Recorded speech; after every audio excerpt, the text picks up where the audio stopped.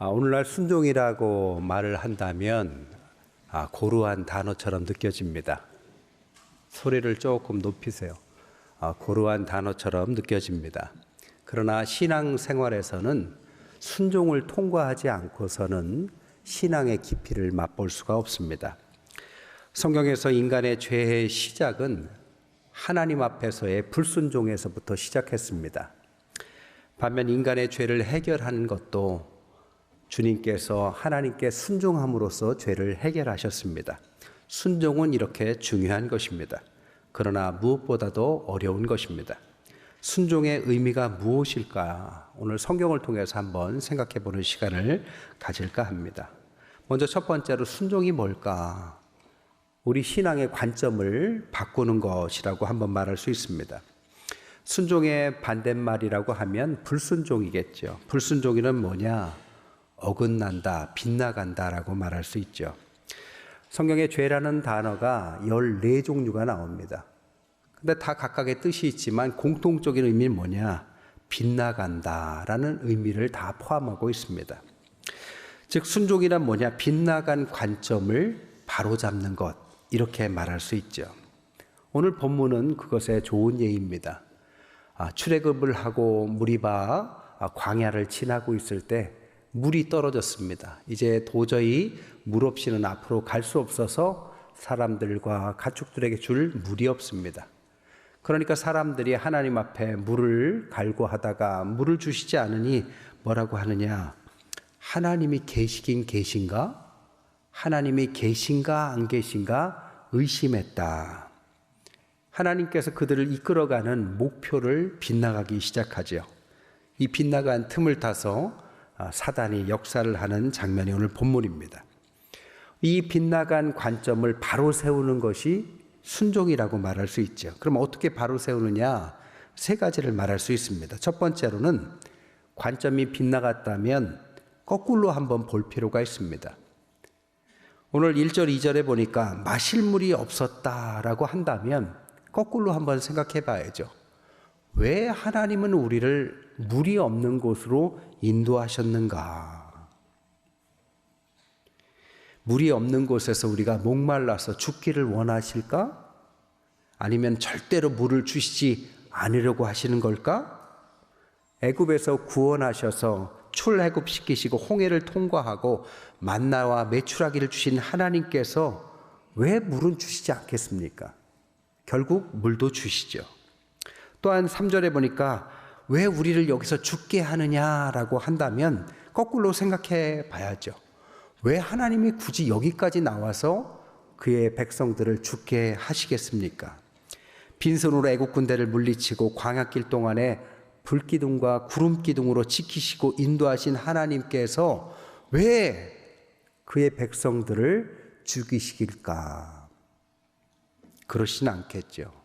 그렇다면 이 문제는 하나님의 계획이 있을 거다.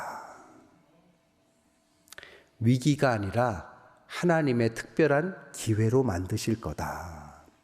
이렇게 거꾸로 바꿔보는 관점이 필요하다라는 것입니다. 여러분, 신앙은 어떤 순간에도 하나님의 섭리가 작용합니다. 하나님의 섭리에 대해서 빅터 프랭클은 이렇게 말했어요. 어떤 문제가 있을 때 내가 인생에서 원하는 것이 무엇이냐라고 묻지 말고 거꾸로 인생은 나에게 무엇을 원하는가를 물어봐라. 바꿔 말하면 지금 내가 하나님 앞에 원하는 것을 요구하기보다 어떤 상황에서는 하나님이 이런 문제 가운데 나에게 뭘 원하시는가를 오히려 반대로 거꾸로 물어보라는 것입니다. 그래서 두 번째 어떻게 해야 되느냐? 거꾸로 보고 이제는 똑바로 봐야 합니다. 4절에 보니까 모세는 이때 똑바로 행동하죠. 어떻게 해요? 기도하기 시작합니다. 하나님이 계신가 안 계신가 원망하는 것이 아니라 하나님 왜 우리에게 물이 없습니까?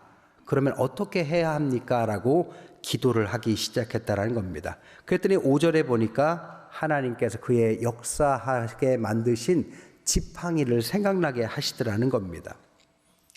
모세는 지팡이를 가지고 하나님의 역사를 일으켰죠.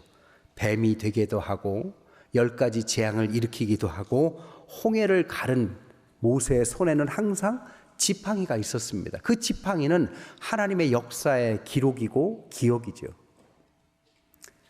저는요, 교회를 여러 군데 옮겨 봤는데요.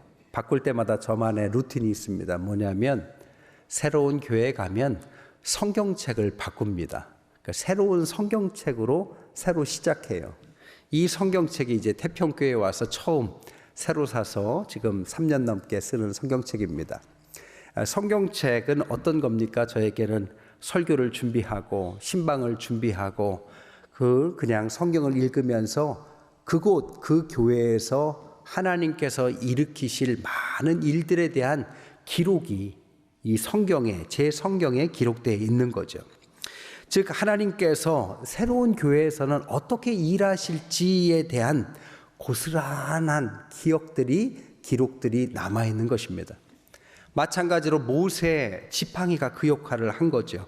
하나님께서 그 기억들을 생각나게 하셔서 어떻게 해요? 반석을 내려쳐라. 지팡이로 내려쳐라 했다라는 것입니다. 반석은 대대로 예수 그리스도를 상징합니다. 그런데 내려쳐라라는 히브리어 나카라는 말은 영어로 스트라이크를 말해요. 아주 세게 내려치라는 말입니다. 도깨비 방망이처럼 뚝딱 하라는 의미가 아니라 아주 지팡이가 부러질 정도로 세게 한번 스트라이크 내려치라는 것입니다. 두 가지 의미죠. 하나는 하나님의 도구로서 믿음의 결단을 한번 해봐라 이런 뜻이기도 하고, 또 하나는 지금 무리바에서 하나님과 다퉜다라고 할 때 이 다툼은 재판 용어를 쓰고 있습니다. 하나님과 이스라엘 사이에서의 다툼 가운데 이 내려치는 것은 채찍질을 의미하는데 누군가 대신해서 채찍질을 맞는 것입니다. 누구십니까? 바로 반석이신 예수 그리스도시죠. 주님을 통해서, 구원의 상징이신 주님을 통해서 이 문제를 해결하라, 이런 의미로 반석을 내려치라는 것입니다. 과거에나 지금에나 우리의 모든 문제의 해답은 오직 예수인 것입니다. 그리고 세 번째는 뭐냐? 멀리 보라는 것입니다. 1절에 보니까 그들이 앞으로 많은 길을 가야 하는 것을 언급하고 있습니다. 여러분, 이스라엘 백성들이 가는 길은 단거리가 아닙니다. 이제 출애굽 갓 했고 앞으로 광야를 지날 거고 가나안 땅에 입성할 거고 거기에서 또 많은 시간을 걸어가야 할 것입니다. 한마디로 말하면 단거리 경주가 아니라 장거리 마라톤에 해당합니다. 장거리 마라톤에서 중요한 것은 호흡을 조절하면서 페이스를 유지하는 거죠. 시작점에서는 뭘 해야 할지, 중간 지점에서 뭘 해야 될지, 끝 지점에서 뭘 해야 될지 이 페이스 조절하는 것이 중요합니다. 이번에 비전스쿨에 오셨던 한성열 교수님이 우리에게 이렇게 말했어요. 옛날에 있었던 세대지만 이제 현재 분명히 새로 생긴 세대가 있답니다. 그게 누구냐면 60에서 85세 사이의 세대래요. 과거에서도 60에서 85세 세대가 분명히 있었는데 그때는 어떤 분은 그렇게 살고 또 그렇게 못 살고도 했는데 지금은 아주 큰 일만 없으면 60에서 85세 사이는 웬만한 분이 사는 세대. 그러니까 과거에보다는 지금은 완전히 새로운 세대가 출현했다라는 거죠. 그러니까 이 시간은 새로운 세대, 새로운 시간으로 우리에게 주어졌고 이 시간을 생각해 보면 우리 인생에서 황금기와 같은 시간이다라고 말씀했습니다. 그리고 나서 뭐라고 했느냐? 그 시간을 잘 준비하는 게 중요하다. 여러분, 하나님께서 지금 왜 출애굽하자마자 물이 없는 상황 가운데 이렇게 사람들을 곤경에 빠뜨리셨습니까? 앞으로 가야 할 길이 멀기 때문이죠. 가야 할 길이 먼데 물 좀 없다고 하나님이 계시네 안 계시네 하는 수준이라면 아마 중도 탈락할 겁니다. 시작 지점에서 확실하게 해놓는 거죠.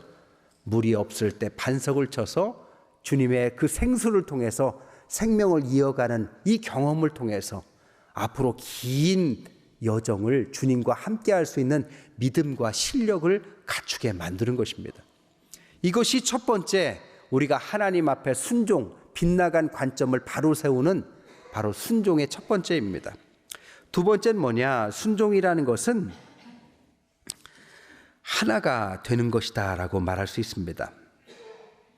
위클리프 성경 번역회에서 남미의 원시 마을에 가서 성경을 그 나라 언어로 번역하는데 순종이라는 단어를 번역할 단어를 찾고 있었습니다. 이게 참 어려운 단어죠. 근데 그때 아버지가 아들한테 심부름을 시키면서 뭐라고 하냐면, 이 심부름을 하되 중도에 포기하지 말고 내 마음을 가다가 나누지 말고 온 마음으로 끝까지 따라가라, 이 말을 순종이란 말로 번역했다고 합니다. 그러니까 순종이 뭡니까? 마음을 나누지 않고 끝까지 하나님 앞에서 온 마음으로 따라가는 것, 이게 순종인 거죠. 왜요? 순종의 목적은 하나님과 우리와 우리가 하나 되는 데 있기 때문입니다. 빌립보 교회는 교회가 여성들이 아주 주축을 이뤘던 교회입니다. 루디아의 집에서 시작했기 때문에 그런지 몰라도 여성의 권위가 다른 곳보다는 높았습니다. 그러다 보니까 여성 지도자 유오디아와 순두계가 여전도회, 1여전도회, 2여전도회 하듯이 두 여전도회가 이들을 대표로 해서 분열을 일으켰어요. 그래서 빌립보서라는 것을 통해서 그 분열을 해결하고 하나가 되는 법을 사도 바울이 가르칩니다. 본문에 보면 6가지를 가지고 하나 되는 법을 가르쳐요. 첫 번째 뭐냐? 마음을 같이하고 뜻을 합해서 한 마음을 품어라. 이렇게 들으면 마음을 한 마음 품어라. 근데 여러분, 한 마음이 안 돼서 지금 싸웠는데 한 마음 하라고 그게 됩니까? 사람의 마음에는 본성의 악한 부분들이 있습니다. 그러니까 하나 된다는 게 쉬운 게 아니에요. 어떻게 보면 알 수 있느냐? 여러분이 지금 가장 원수 같은 분을 한번 상상해 보십시오. 여러분들은 선하셔서 그런 분 없겠지만 혹시라도 있다면 그런 분을 한번 상상해 보세요. 그리고 나서 용서하자, 이렇게 얘기해 보십시오. 생각해 보십시오. 생각해 보면 쉽지 않은 일이죠. 사람이 사람을 용서한다는 것은 쉽지 않습니다. 인간의 미천이 그거밖에 안 돼요. 그래서 우리에게 뭐가 필요하느냐? 주님이 필요한 것입니다. 주님을 통해서 인간이 인간을 용서할 수 없지만 주님은 목숨을 통해서 우리를 용서하셨고 사랑하셨던 그것을 통과하게 되면 빚진 자의 마음으로 주님 앞에 용서를 할 수 있습니다. 교회는 이렇게 주님을 다 통과한 사람들끼리의 모임입니다. 그래서 하나가 될 수 있다는 것을 말하는 거죠. 억지로 사람과 사람이 그냥 참으면서 하나가 되라는 게 아니라 주님께서 나를 용서하셨고 그도 주님께서 용서하셨기 때문에 주님을 통해서 우리는 공통분모를 갖고 있는 사람들이 하나가 될 수 있다. 이것을 첫 번째로 가르치십니다. 두 번째, 3절에 보니까 다툼이나 허영을 버려라 라고 말합니다. 교회가 하나 되기 위해서는 교회의 경쟁 관계를 지향해 가야 합니다. 근데 교회 내에 일을 많이 하시는 분도 있고 일을 적게 하는 분도 있을 수 있겠죠. 누구는 많이 하네, 적게 하네, 왜 적게 했냐, 이 경쟁하면 안 되죠. 또 많이 했다고 아이고 나는 많이 하는데 교만하면 안 되죠. 어떻게 생각해야 됩니까? 많이 할수록 이렇게 생각해야 됩니다. 주님께서 내게 기회를 주셔서 그 일을 감당할 수 있어서 하나님께 영광 돌릴 수 있는 삶을 사는구나. 얼마 전에 저한테 전화가 왔어요. 저 프라하에 있는 어떤 목사님이신데 가셔서 젊은 목사님이 교회를 개척했는데 10분도 안 되는 분으로 개척했는데요. 지금 3년 지났는데 70명이 넘게 모입니다. 다 젊은 사람 부부들로 아주 교회가 북적북적합니다. 얼마나 대견하고 훌륭한지 몰라요. 근데 거기서 연락 오기를, 목사님, 저희가 3년 만에 처음으로 전교인 수련회를 가게 됐습니다. 이것저것 준비하고 하다 보니까 한국에서 티도 좀 맞추고 싶고 교재도 좀 사고 싶고 그러다 보니까 좀 부족하네요. 재정적인 도움을 좀 주실 수 있나요? 제가 다 도와줄 수는 없지만 너무 잘 성장하는 교회니까 너무 돕고 싶었습니다. 근데 옛날에 이런 일이 있으면 자기한테 꼭 연락 달라는 분이 계셨어요. 그래서 그분한테 먼저 연락을 드렸어요. 그랬더니 그분이 기꺼운 마음으로 그것을 재정을 다 채워주셔서 그 교회가 이제 전교인 수련을 아마 잘 하게 될 겁니다. 근데 그분한테 도우신 우리 성도한테 제가 감사하다 이렇게 말하니까 뭐라고 말씀하시냐?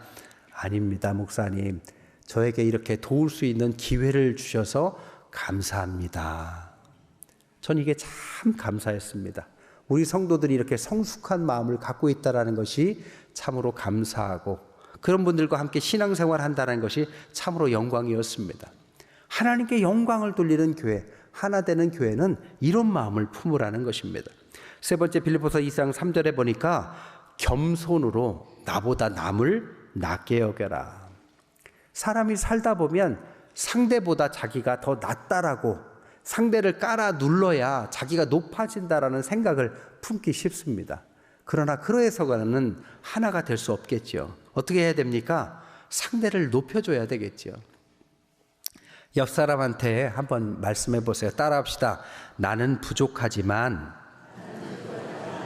하나님은 완전하셔서 당신같이 훌륭한 사람을 보내주셨습니다. 속으로는 무슨 마음을 갖고 있든지 간에 이렇게 말씀해 보세요. 얼마나 분위기가 좋습니까? 나는 부족하지만 하나님이 완전하셔서 이런 귀한 분들 보내주셔서 아름다운 교회의 하모니를 이루게 하신 것이죠. 네 번째로는 2장 4절에 보니까 자기 일뿐 아니라 다른 사람 일도 돌봐라. 교회가 하나 되기 위해서는 비전이 커야 합니다. 비전이 크다라는 것은 하나님 앞에 축복이죠. 우리 교회 비전이 뭡니까? 세계를 복음화한다라는 아주 큰 비전을 갖고 있습니다. 저는요, 우리 교회에서 빨리 증축도 하고 힘을 모아서 선교지에 선교센터를 하나 딱 세웠으면 좋겠어요. 여러 군데 도울 수도 있지만 어떤 곳을 하나 정해서 선교센터를 짓고 그곳에 우리 성도들 중에서 선교사가 되고 싶은 가정을 파송하고 그분을 통해서 우리 교회 젊은이들이나 또 선교를 가고 싶은 분들이 아주 편안하게 선교를 다닐 수 있는 그런 센터가 있었으면 좋겠습니다. 저는 나아가서 외국에 큰 병원도 하나 지었으면 좋겠어요. 의사분들 한번 기도해 보십시오. 외국에 큰 병원도 지어서 또한 큰 학교도 지어서 우리 교수님들, 선생님들 배우신 것 은퇴하고 아깝잖아요. 가셔서 외국의 아이들에게 또 가르치는 은사로 잘 섬겼으면 좋겠습니다. 왜 이런 비전을 갖고 있느냐? 100년 전에 선교사들이 우리나라에 그렇게 오셨기 때문입니다. 이제는 우리가 나가야 될 때지요. 언제까지 우리는 우리만 생각할까요? 땅 끝까지 우리가 할 수 있는 것, 이런저런 것, 지역을 섬기고 땅 끝까지 가서 비전을 크게 하는 것이 전 중요하다고 생각합니다. 다섯 번째로 2장 5절에 보니까 예수의 마음을 품어라. 예수의 마음이 뭐냐? 2장 7절에 보니까 자기를 비우는 마음이다라고 말합니다. 비운다라는 원어가 권리를 포기한다라는 뜻입니다. 여러분, 신앙인은 엘리트가 되어서 대중 속으로 내려가야 합니다. 부자가 되어서 가난한 서민들에게 내려가야 합니다. 지위가 높은 사람이 된다면 낮은 데로 낮은 자들에게 내려가야 합니다. 그때 천국의 문이 열립니다. 이게 은총이다라는 것이죠. 은총은 이 땅의 사람들을 하늘로 올려 보내는 것입니다. 고통받고 아파하는 사람들에게 하늘의 은혜를 입히는 것입니다. 누가 그러셨습니까? 주님께서 그러셨죠. 그 높은 자리에서 이 땅으로 내려오셔서 우리를 하늘로 올리셨습니다. 이것이 은총입니다. 이 은총을 하기 위해서 자기를 비우셨죠. 자기의 권리를 포기하시고 내려오셨듯이 우리가 갖고 있는 것들을 포기하고 낮은 데로 갈 마음이 있어야 되겠죠. 또한 2장 8절에 보니까 예수의 마음은 뭐냐?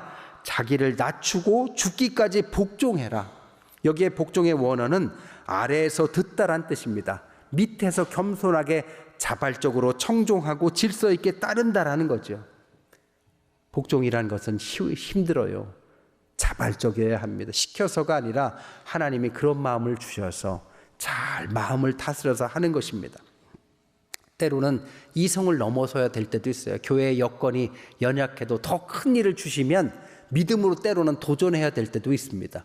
그럴 때 믿음이 필요한 거죠. 또한 여섯 번째로는 2장 13절에 보니까 이 하나됨을 보고 하나님이 기쁘신 뜻이 드러난다. 세상에 있는 사람들이 교회를 보면서 빈부귀천 남녀노소를 불구하고 하나 되어야 되는 모습을 보면서 하나님이 살아계시는구나 라는 실존을 경험하게 된다는 것을 이렇게 표현해 놨다는 것입니다. 하나 되는 것이 순종이. 마지막 세 번째로는 순종은 뭐냐? 행동하는 거다라고 말할 수 있습니다.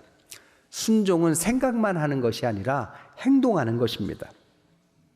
임진왜란 때 양반집 부인들이 위기에 처한 상황에서 함께 모였다고 그래요. 그러면서 이렇게 논의했다고 합니다. 어떤 분이 말하기를 우리가 만약 왜군의 손에 잡힌다면 지조 있게 은장도로 자결합시다. 그랬더니 다 그렇게 하자고. 근데 한 분만 나는 그때 가봐야 알지 지금은 잘 모르겠다고. 그랬더니 그 사람을 그렇게 비난을 했대요. 근데 막상 그런 상황이 처하니까 그때 가봐야 알지 하는 분은 자결을 했답니다. 그러나 처음에 이 의견을 발의한 사람은 왜군 대장에 첩이 되셨대요. 여러분, 누가 말씀을 지킨 것입니까? 말을 잘하는 거는 누구라도 할 수 있어요. 똑같은 이야기가 마태복음 21장에 나오죠. 아버지가 두 아들에게 명령해요. 저기 가서 저거를 해라. 큰 아들은 알았다 하고 안 하고, 둘째 아들은 안 하겠다 하고 합니다. 누가 순종했냐라고 물으시죠. 순종은 말로 하는 게 아닙니다. 행동으로 하는 것입니다. 말은 얼마나 쉬워요. 어떤 말을 못할까요? 그러나 행동으로 그것을 행하는 것은 쉽지 않습니다. 그래서 순종이 어렵다라는 거죠. 그런데 순종은 바로 그것을 말합니다. 주님도 이 땅에 내려오셔서 십자가에 달려 우리를 구원하실 때까지 행동으로 순종하셨습니다. 주님의 순종을 따른 우리는 머리로, 입으로, 심장으로, 그리고 손발까지 가서 순종을 해야 될 줄 믿습니다. 말씀을 정리할게요. 순종이란 것은 아버지의 뜻, 주님의 뜻대로 산다라는 것을 말을 하는 것입니다. 옛날 CCM 중에 기억하시는지 모르겠지만 주님 뜻대로 살기로 했네라는 CCM이 있습니다. 주님 뜻대로 살기로 했네. 아세요? 이 버전이 좀 됐는데. 근데 그 가사가 이래. 1절에 보니까 주님 뜻대로 살기로 했네. 주님 뜻대로 살기로 했네. 주님 뜻대로 살기로 했네. 후렴이 뭡니까? 뒤돌아서지 않겠네. 2절은 뭐냐? 이 세상 사람 날 몰라줘도 3번 반복하고 후렴은 똑같아요. 3절은 세상 등지고 십자가 보내를 3번 반복하고 후렴은 똑같습니다. 여기에 가사대로라면 순종이란 뭐냐? 주님 뜻대로 살 때 세상이 때로는 우리를 몰라주고 때로는 세상을 등져야 될 수도 있고 때로는 십자가만 바라보고 가야 할 때도 있습니다. 그때 우리는 어떻게 해야 되느냐? 끝까지 주님께 등 돌리지 않고 뒤돌아서지 않고 때로는 우리에게 처한 어려움이 원망이 아니요 하나님 진짜 계십니까가 아니요 왜 하나님께서 이런 시간을 주셨나 관점을 바꾸고 또 그것을 통해서 하나님과 하나 되는 시간을 만들고 또 그것을 통해서 행동으로 결단할 때 하나님께서 우리의 순종을 보시고 이 시대에 꼭 필요한 일들을 우리를 통해서 하실 줄 믿습니다. 신앙이란 순종을 모르는 사람들에게는 이해할 수 없는 것이지만 신앙이란 반드시 순종을 아는 사람들에 의해서 반드시 알게 되는 것이 신앙입니다. 우리 교회가 조금 더 성숙한 모습으로 주님께 순종하고 주님 뜻 가운데서 승리하시는 저와 여러분 되시기를 주님의 이름으로 간절히 축원드립니다.